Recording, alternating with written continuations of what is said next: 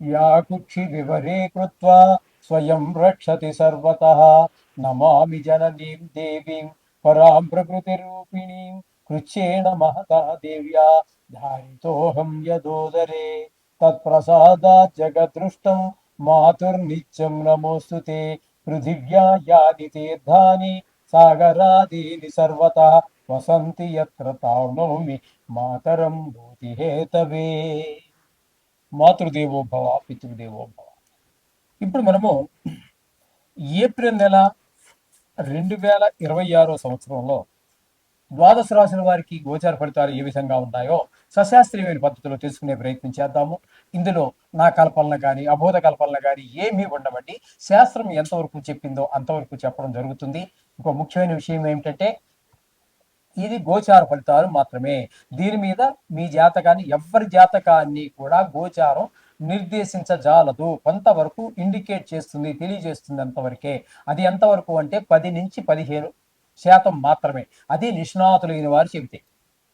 మిగతాదంతా కూడా మన వ్యక్తిగత జాతకము. ఎవరి వ్యక్తిగత జాతకం, ఏ డేట్లో పుట్టారు, ఏ టైంలో పుట్టారు, ఏ ఊరిలో పుట్టారు అనేటటువంటి దాని మీద ఆధారపడి ఉంటుంది.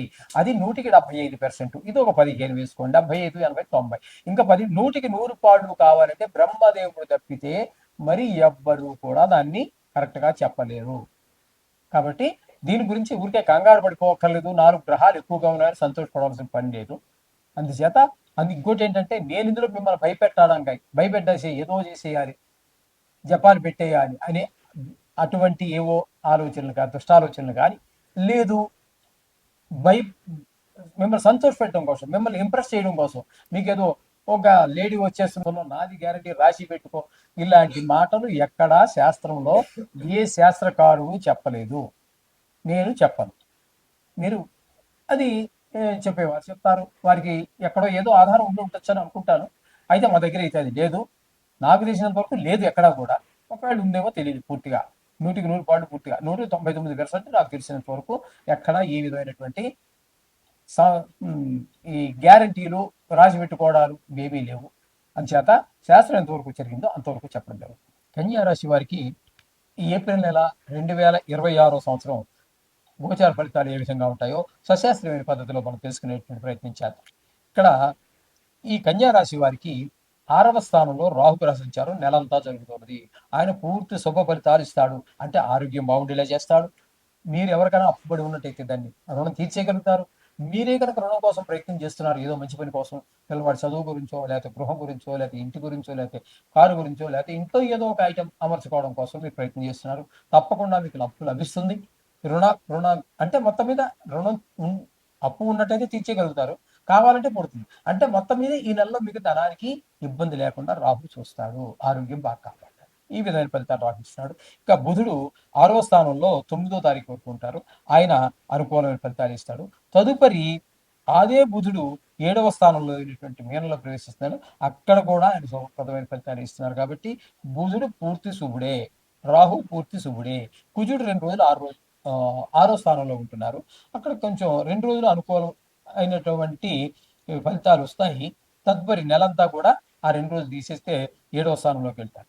ఈ విధమైన 6వ స్థానంలో రాహు పూర్తి ఫలితాన్ని, బుధుడు 9 రోజులు మనకి ఫలితాలు ఇస్తూ ఉన్నారు. కుజుడు 2 రోజులు ఫలితాలు ఇస్తున్నారు. తదుపరి 7వ స్థానమైనటువంటి మీనంలో శని నెలంతా ఉంటారు. ఆయన కుటుంబంలో భార్యాభర్తల మధ్యన కుటుంబ సభ్యులందరి మధ్యన కూడా భేదాభిప్రాయాలు ఏర్పడేటట్టుగా ఆయన ప్రయత్నం చేస్తూ ఉంటారు. అలాగే రవి 16 రోజులు ఉంటారు.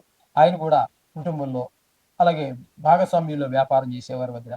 కుజుడు నెలంతా కూడా ఉంటాడు. ఆయన కూడా మంచిగా అదే పని. బుధుడు ఒక్కడు మాత్రం ఇక్కడ 9 రోజులు మనకి ఇందాక 6వ స్థానంలో చెప్పుకున్నాం కదండి. మిగతా నెలంతా కూడా ఈయన 7వ స్థానంలో ఉన్నాడు. ఈ శని, రవి, కుజుడు ముగ్గురు కూడా మిమ్మల్ని అనేక రకాలైన పరమైన అలాగే జాయింట్ వ్యాపారపరమైనటువంటి ఇబ్బందులు కలగజేస్తూ ఉంటే, బుధుడు కాస్త మీకు ఊరటిచ్చేలాగా ముగ్గురు ఎదుర్కోవాలంటే ఒక్కడు కష్టం, కానీ మొత్తం మీద ఆయన ఒక్కడు మీకు కొంచెం అనుకూలమైన ఫలితాలు ఇచ్చే అవకాశం ఉంది. ఇంకా 8వ స్థానం దగ్గరికి వచ్చినట్టయితే రవి సూర్య భగవానుడు 15వ తారీఖు నుంచి నెలాఖరు వరకు ఉంటారు. ఆ 8వ స్థానంలో ఆయన యొక్క స్థితి అంత మనకి శుభప్రదమైన ఫలితాలు ఇవ్వదు. కొంచెం ఇబ్బందికరమైనటువంటి దుర్వార్తలు వినటం, ధన నష్టం కలగటం, పరాభవాలు, అవమానాలు అన్ని ఏర్పడే అవకాశం ఉంటుంది. ఇక శుక్రుడు 8వ స్థానంలో 19వ తారీఖు వరకు, తదుపరి ఈ 8వ స్థానం నుంచి 9వ స్థానం వరకు మళ్ళీ సంక్రమణం ద్వారా వెళుతున్నారు. అంటే శుక్రుడు 8, 9 స్థానాల్లో శుభప్రదమైన ఫలితాలనే ఈ మనకి కన్యా రాశి వారికి అందజేస్తూ ఉన్నారు. కాబట్టి ఆయనతో మనకి ఏ విధమైనటువంటి ఇబ్బంది లేదు. ఇంకా ఆ, దశమ స్థానంలో గురు సంచారం జరుగుతోందండి. దశమ స్థానంలో గోచార గురువు శుభ ఫలితములను ఇవ్వజాడు. వృత్తిపరమైన ఇబ్బందులే కలుగజేస్తూ ఉంటాయి. మొత్తంగా మనం చెప్పుకోవాలి అన్నట్టయితే కన్యా రాశి వారికి ఈ 6వ స్థానంలో ఉన్నటువంటి రాహువు, బుధుడు, కుజుడు ఒక 2 రోజులు అనుకూలమైన ఫలితాలు ఇస్తున్నారు. శుక్రుడు పూర్తి శుభుడు, రాహువు పూర్తి శుభుడు, ఆ, బుధుడు కూడా మనకి పూర్తి శుభుడే. కాబట్టి బుధుడు, శుక్రుడు, రాహువు 4 గ్రహాల యొక్క అనుకూలత ఉన్నది. కేతు కూడా ఈ స్థానంలో ఉన్నారు. ఆయన ఉండటం కూడా అది శుభప్రదమైనటువంటి ఫలితాలు ఇవ్వదు. ధన ధన నష్టం, ధన వ్యయము, శత్రుభయం, కొంతమందికి కళతర నష్టము, కొంతమందికి కారాగార శిక్షలు పడే అవకాశం ఉంటుంది. ఇది ఎందుకంటే ఏదో ఒక వ్యక్తికి సంబంధించినటువంటిది కాదు. ప్రపంచవ్యాప్తంగా మనం తీసుకున్నట్టయితే సుమారుగా 830 కోట్ల జనాభాకి 12 రాసులు పెట్టి భాగిస్తే సుమారుగా 70 కోట్ల మంది ఒక రాశికి వస్తారు. ఇది కేవలం ఒక సూచన మాత్రమే. మీ వ్యక్తిగత జాతకమే మీకు చాలా ప్రధానమైనది. అది నిష్ణాతులైన వారి చేత రాయించుకోండి. అది మీరు నోటితో చెప్తానంటే పెద్ద ఉపయోగం లేదండి. ఒక 5 నెలల తర్వాత, 6 నెలల తర్వాత మీరు మర్చిపోయే అవకాశం ఉంటుంది. మీరు అలా వెళ్ళిన ఒక గంటకే మేము మర్చిపోవాలి. ఎందుకంటే మరి కొత్త ఆయన వస్తాడు. ఈ మైండ్ని, ఈ బుద్ధిని అక్కడ పెట్టాలి. ఆ ఉచ్చయాన్ జాతకం మీద ఏం జరగబోతుంది. కాబట్టి మా దగ్గర అసలు ఉండదు. మీరు మాత్రం రాసి పెట్టుకోండి, ఉండే దగ్గర రాయించండి.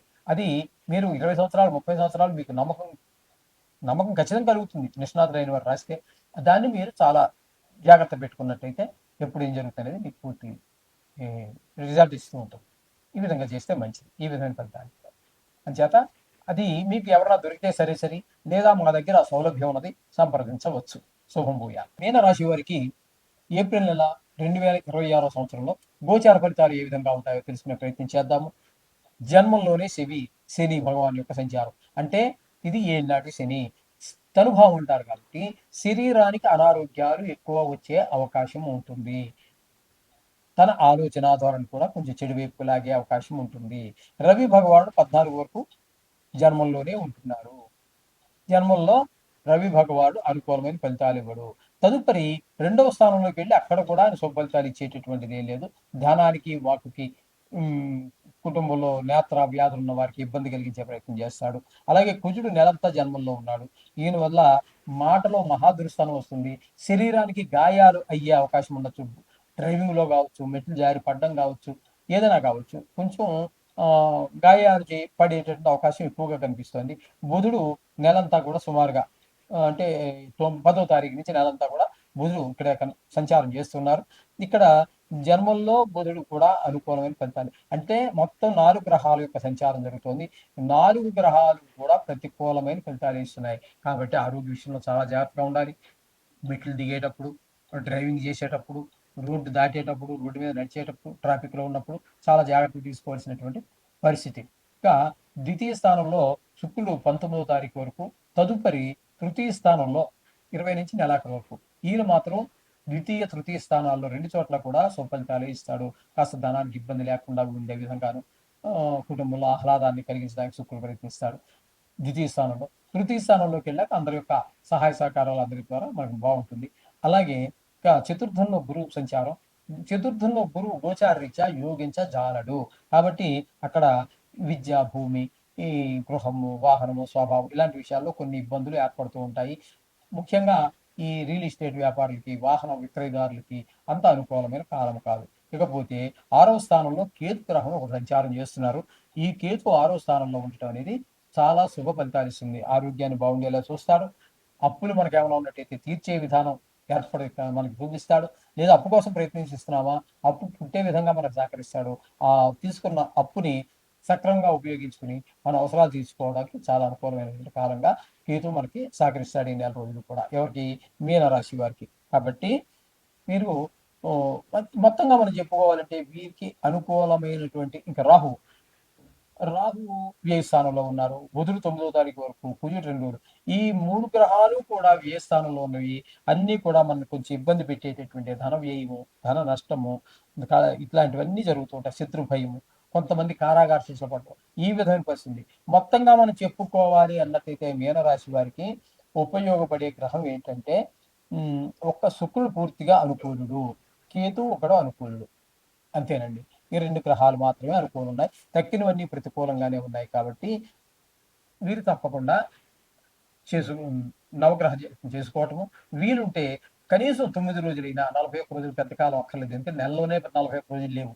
మండల కాలం లేదు కాబట్టి నెలంటేనే 30, 31, ఫిబ్రవరి లాంటిదైతే 28 రోజులు, 29 రోజులు వస్తుంది. కాబట్టి కనీసం 9 గ్రహాలకి 9 అనుకూలం మనం లెక్క పెట్టుకున్నా ఒక రెగ్యులర్‌గా కాస్త ఏదో టైంలో మీకు వీలు చిక్కినప్పుడు పొద్దున కావచ్చు, సాయంత్రం కావచ్చు, శుభ్రంగా గుడికి వెళ్ళి ప్రదర్శన చేసి మీ కష్టాన్ని ఆ నవగ్రహాలకు విన్నవించుకొని తదుపరి గుడిలో ప్రధాన దైవం ఎవరైతే ఉన్నారో ఆ దేవుడికి ప్రార్థించండి. ప్రార్థించినట్టయితే మీ యొక్క మీ మీద ఆ గ్రహాల యొక్క దుష్ట ప్రభావం అంతా కూడా తగ్గుతుంది. కొంచెం నెలంతా కూడా ఆనందమయంగా జరిగే అవకాశం ఉంటుంది. శుభం భూయాలు.